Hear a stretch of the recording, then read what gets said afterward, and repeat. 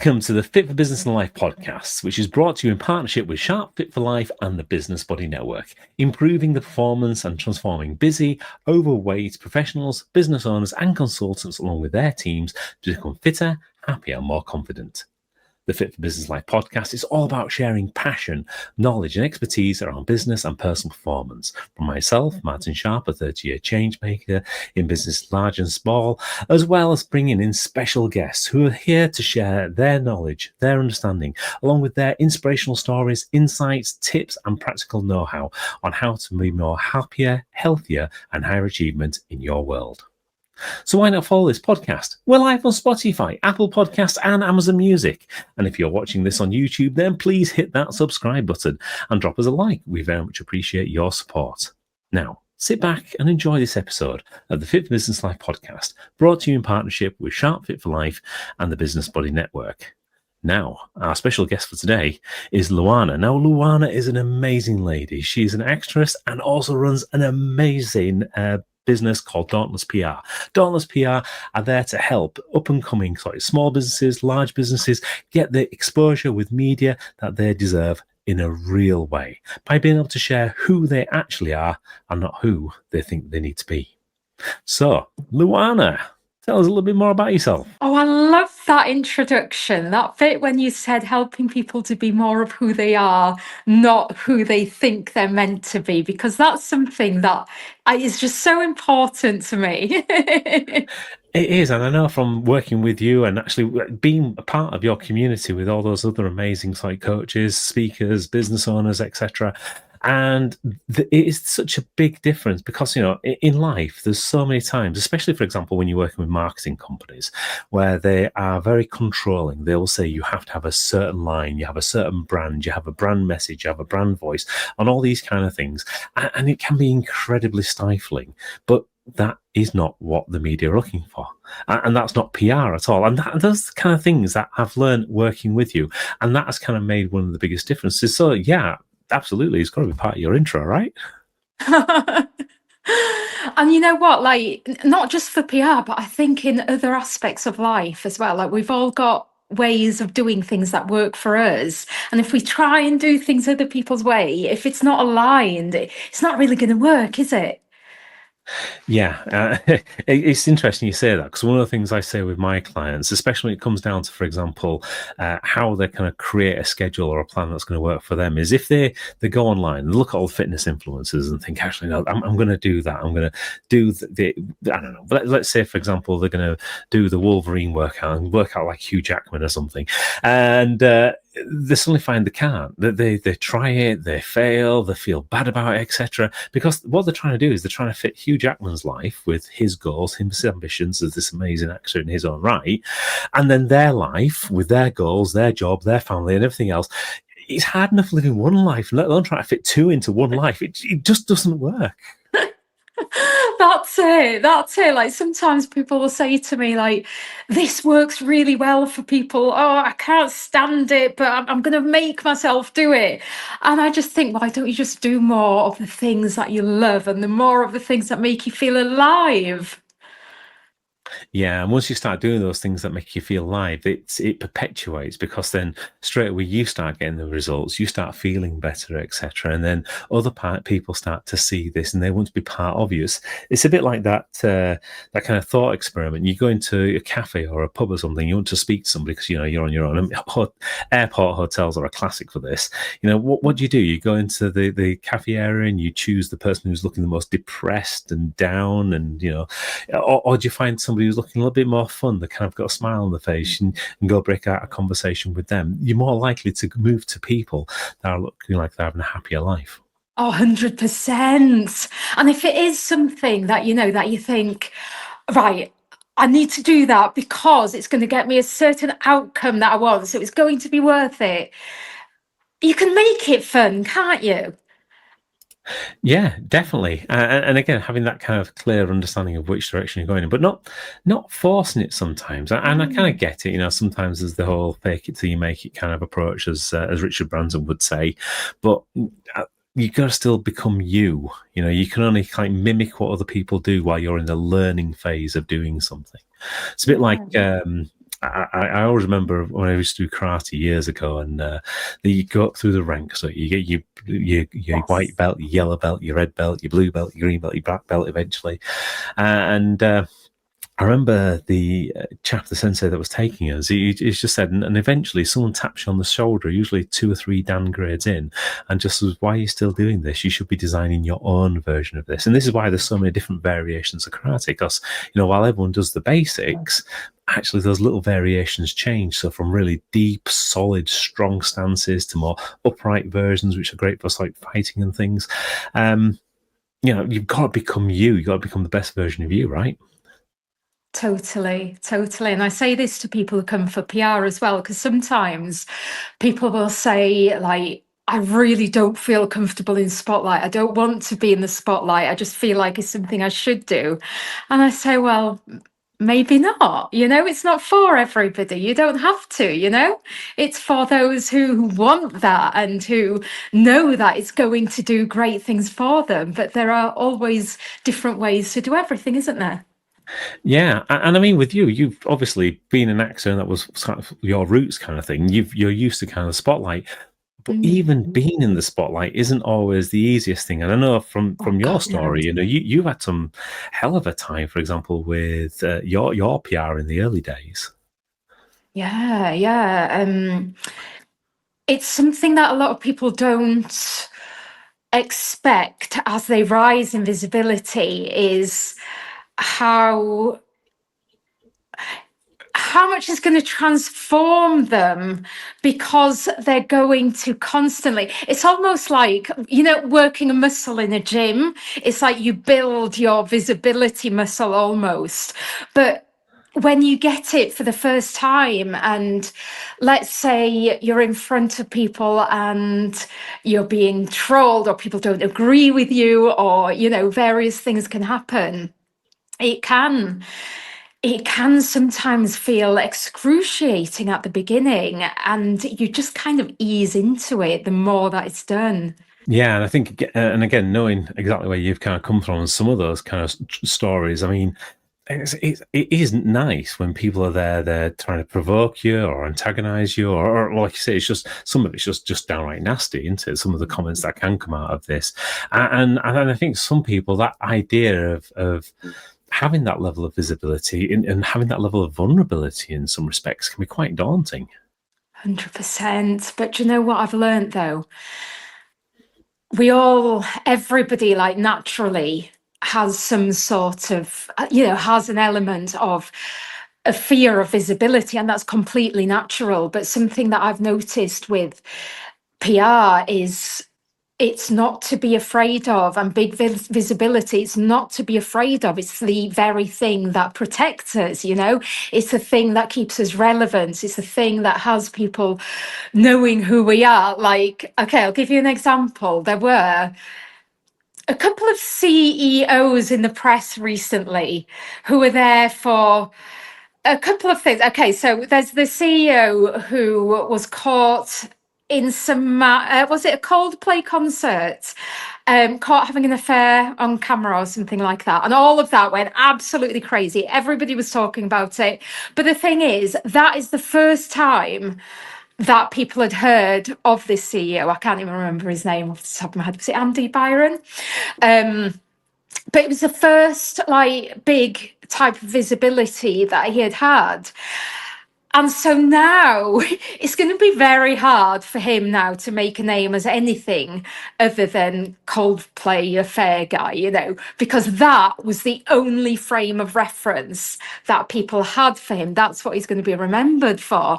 Where if he had been in the press consistently, at the forefront, leading the way, showing all the good stuff that he's doing, like showing the good aspects of his personality and all of these great things that he's doing, helping people, then people would have been a lot more forgiving, I guess. Like, it still wouldn't have been great for him, don't get me wrong, but people would have got over it a lot quicker. Where something like this, as the first piece of press, well, that it's it's going to be a lot harder to break from that identity, if you know what I mean. Yeah, absolutely. And I think this is the other side of it is that you have the opportunity to be able to provide a lot more narrative if you're more That's it. visible Oh, so than not. much.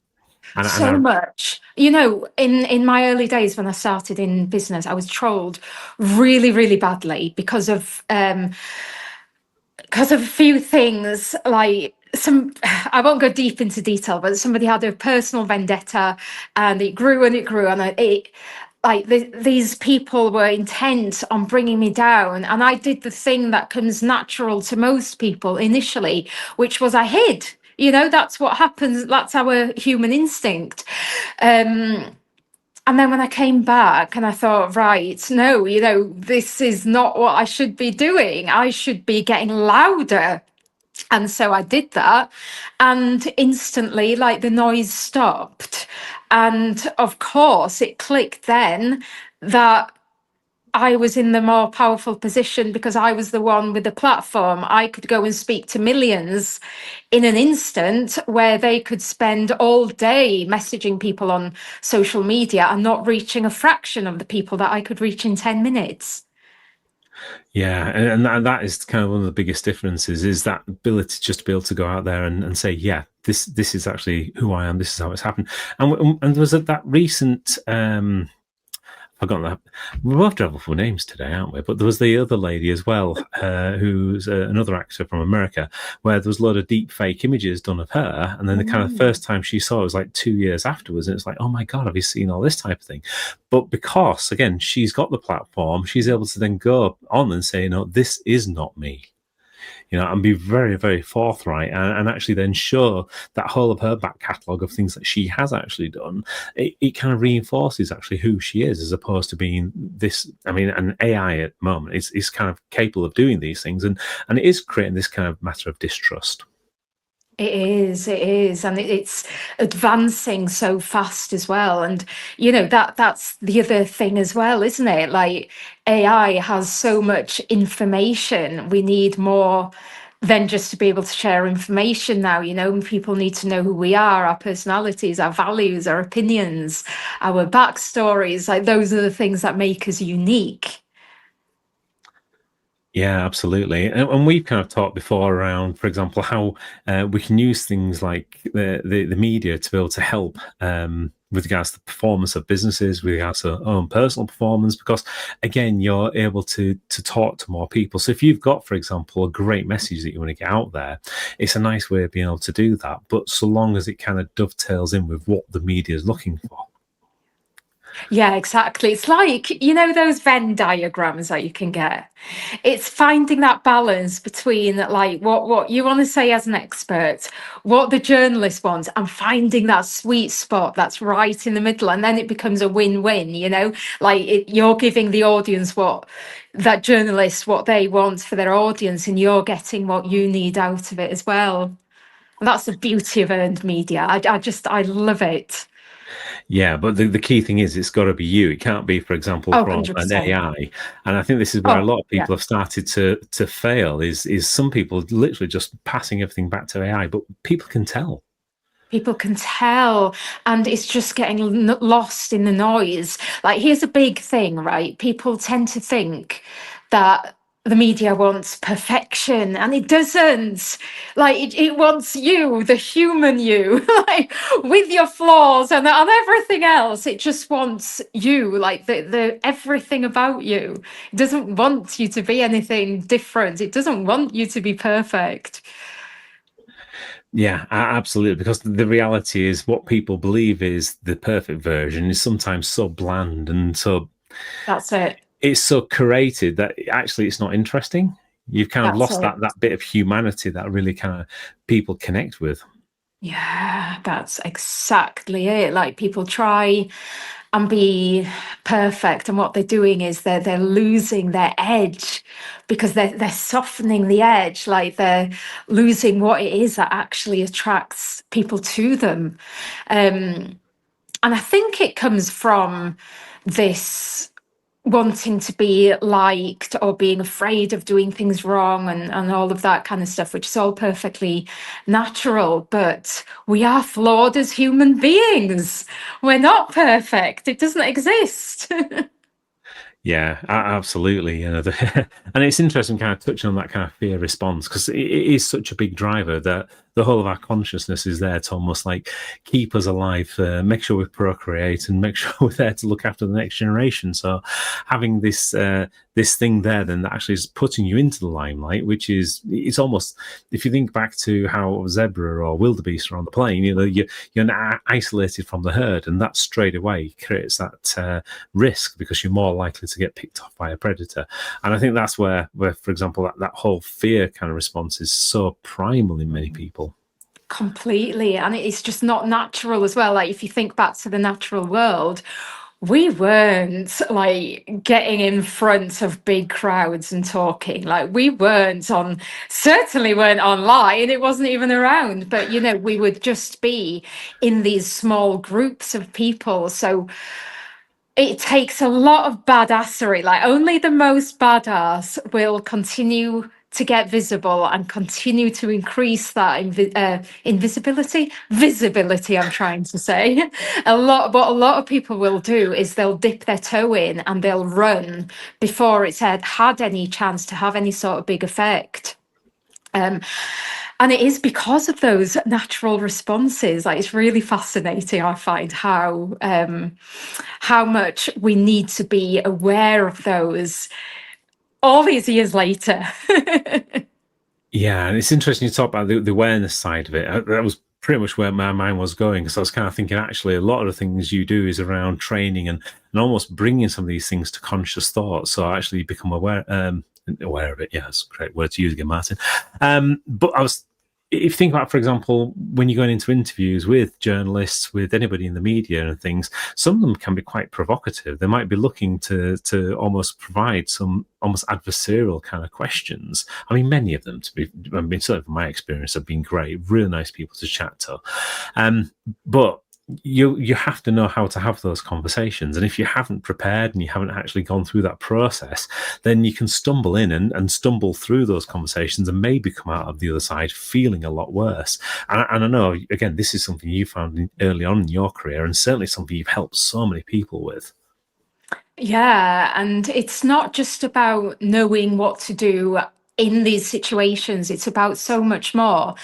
And it is like you just said as well, like 99% of interviews, what people are scared of, right, is usually that they're going to fluff their words, that they're going to go blank, that they're going to forget their own name, all of that, or, something terrible is going to happen and it's all going to be messed up.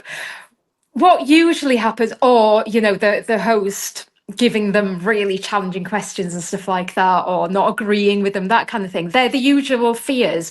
The usual place where people go wrong is actually that they feel so comfortable and so relaxed with the journalist because they're so skilled that they forget that they're in an interview, and so often they can end up either saying more than they wanted to in the first place, or more commonly, they just kind of forget to keep the interview on track. They forget what the intention of the interview was, and so it can just kind of drift off. But it is really important to be ready for anything, because if people only practice these like safe, nice conversations and then they get one that's more challenging, which can happen, then they might freeze, or they might end up like doing something or saying something that they didn't intend on doing because they weren't ready for it. And often knowing what to do isn't quite enough. And that's why we have something that's quite unique, I think. And it's called the Dauntless Roast, and it's great fun. And it's basically where we train our clients' nervous systems in being able to handle any kind of interview. And it's not strictly a mock interview. It's not designed to mimic a real interview. It's designed to push that nervous system to its limit so that it can handle more, so that they can put themselves forward, or for if they're working with us, that we can put them forward for any kind of interview without worrying, are they going to be able to handle themselves? Like, we've had clients, you know, go from being absolutely terrified, hardly being able to speak in front of the camera, to now being like regular on platforms that don't even agree with their message.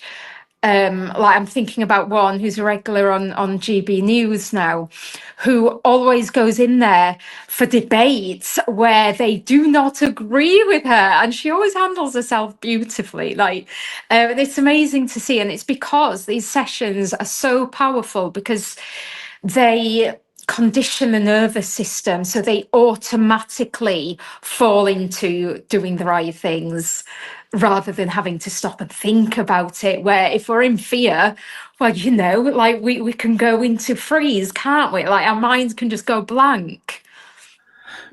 Absolutely, and that kind of conditioning, that kind of preparation, it is getting your body to perform correct at that point in It's time. like It's getting your mind. exercise, Yeah, isn't it? absolutely. And the more you do it, the more you kind of get more relaxed into it, and actually becomes second nature. You then just have those questions you can ask, and almost like you know how to respond to things. So, for example, I do remember Catherine, when she was going through one of the training sessions, and she just turned around to me. She says, first thing you ever do is you agree. Yep, simple as, because then you instantaneously disarm what's going on there, and then you reiterate the question, but it's your choice to paraphrase it, and then that way you've got a way of being able to re-paraphrase it in the way that you want to answer the question. And these little nuances, these little nuggets, you necessarily wouldn't know, you wouldn't think about them unless someone's actually been through that process and already had those kind of war wounds from it, and actually knows then how to deal with those. So rather than having to go through all the pain and suffering yourself, the trial and terror, as you prefer, actually getting somebody in there that knows it can make a big difference, accelerate those changes for you. That's it. Like, and it's so hard to be able to assess yourself as well, because what we've had happen quite a bit, and what a lot of people do, is they'll go onto an interview, they'll feel like they've had a great chat and everything will be great, like they won't have created any damage, but what they will have missed is how to make that interview effective, like how they could have called in their clients through that interview. That's often the magic that people miss, and it's such little shifts that create that. Yeah, absolutely. And it's none of this is like rocket science, but it's like with many things in life. Sometimes it's the simple things, but you've never been exposed to them. It's not something that's within your kind of conscious awareness to be able to make that big difference.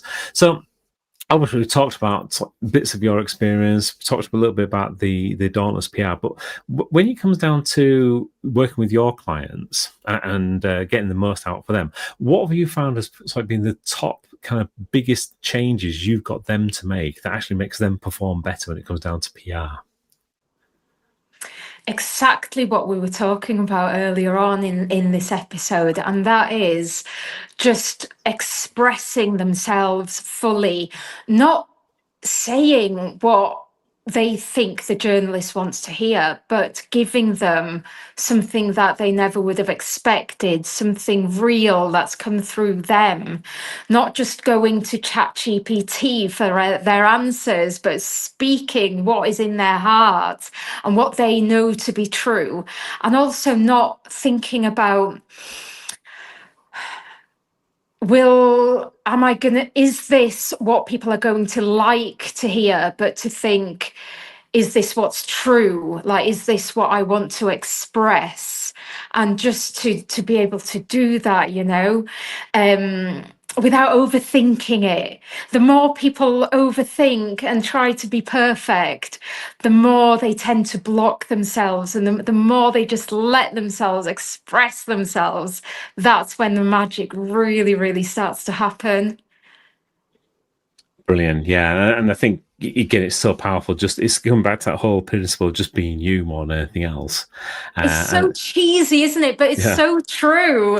Like, I don't know how else to put it, but it really is like removing any kind of mask, any kind of fear of criticism, of judgment, and just speaking your truth. Like, something, a tip that I've got that works really, really well if people find that they are finding these fears popping through, is to picture just one person who's real and who is their absolute dream client, and to imagine that they're just speaking to them, or, you know, if they're on a podcast or something like this, that they are the only listener. That's a really powerful technique.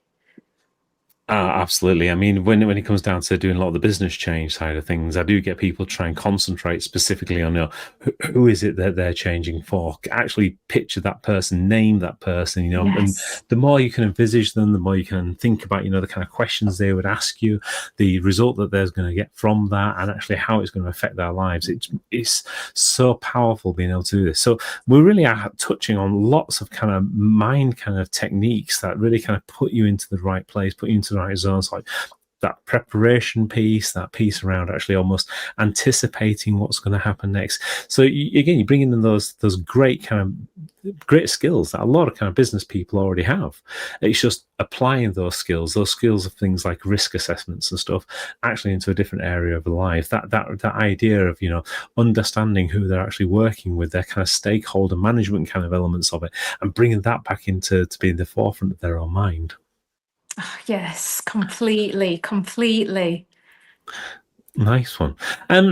So we kind of touched on a few different areas there. How would people get in touch with you if they wanted to work with you further or find out more about actually how they could have a bigger impact in the media? Email hello@dauntlesspr.com, or just find me on Facebook. I'm on there far too much. Luana Ribeira. Brilliant, Luana. And we'll pop all the details of how to get in touch with Luana in the description below. But as always, a big thank you, Luana, for being on the show and sharing some of your wisdom with regards to how to become better, more visible in the media, and actually how to manage that in a way that's more congruent with who you are as a professional, as a business person, whether you're going to do this on your own for your own personal visibility, or whether you're doing this to head up a charity. Maybe you're doing this to do something amazing in the world. Maybe you're doing this to do something amazing for your business. But either way, thank you very much for sharing. And as always, to everybody else, a big thank you for taking the time out to listen to this episode of the Fit for Business Life podcast. The Fit for Business Life podcast is brought to you in partnership with Sharp Fit for Life and the Business Body Network, helping busy professionals and their teams become more happier, healthier, and high achieving in business and in life. If you'd like to join us as a guest or get in touch to know more about the topics covered, then we'd love to hear from you. Just simply email hello@sharpfitforlife.com. So once again, thank you again for listening to Fit for Business Life podcast. Fit for Business Life podcast is produced and presented by Wax Tie Limited. Copyright is applied.